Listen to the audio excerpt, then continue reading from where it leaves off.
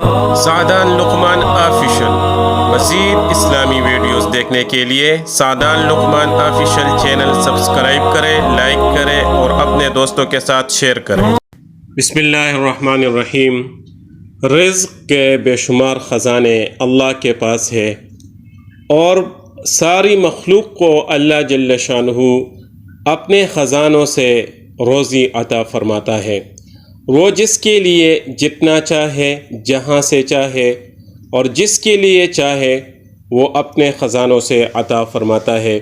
امام قرطبی رحمۃ اللہ علیہ نے ابو موسیٰ اور ابو مالک وغیرہ قبیلہ اشعریین کا ایک واقعہ ذکر فرمایا ہے کہ یہ لوگ ہجرت کر کے مدینہ طیبہ پہنچے تو کچھ توشہ اور کھانے پینے کا سامان ان کے پاس تھا، وہ ختم ہو گیا۔ انہوں نے اپنا ایک آدمی اللہ کے نبی صلی اللہ علیہ وسلم کی خدمت میں اس غرض کے لیے بھیجا کہ ان کے کھانے وغیرہ کا کچھ انتظام فرما دے۔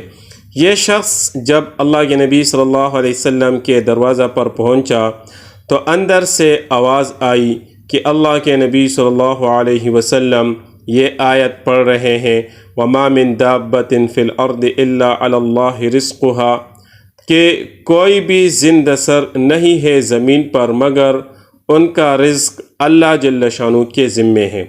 اس شخص کو یہ آیت سن کر خیال آیا کہ جب اللہ نے سب جانداروں کا رزق اپنے ذمہ لے لیا ہے تو پھر ہم اشعری بھی اللہ کے نزدیک دوسرے جانوروں سے گئے گزرے نہیں، وہ ضرور ہمیں بھی رزق دیں گے۔ یہ خیال کر کے وہیں سے واپس ہو گیا۔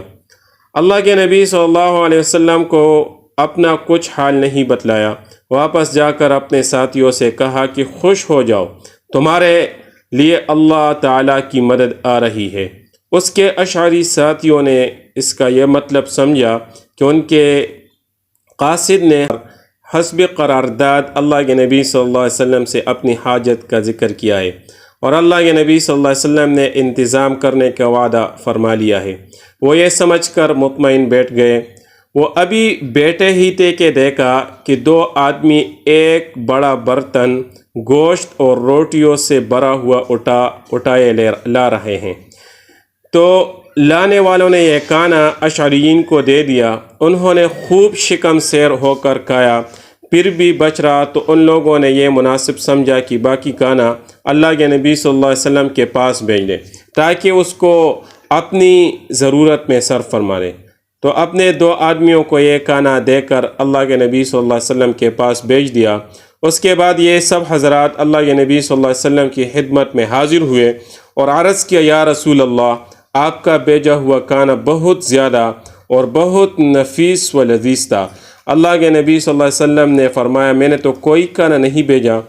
تب انہوں نے پورا واقعہ عرض کیا کہ ہم نے اپنے فلاں آدمی کو آپ کے پاس بھیجا تھا، اس نے یہ جواب دیا، جس سے ہم نے سمجھا کہ آپ صلی اللہ علیہ وسلم نے کھانا بھیجا ہے۔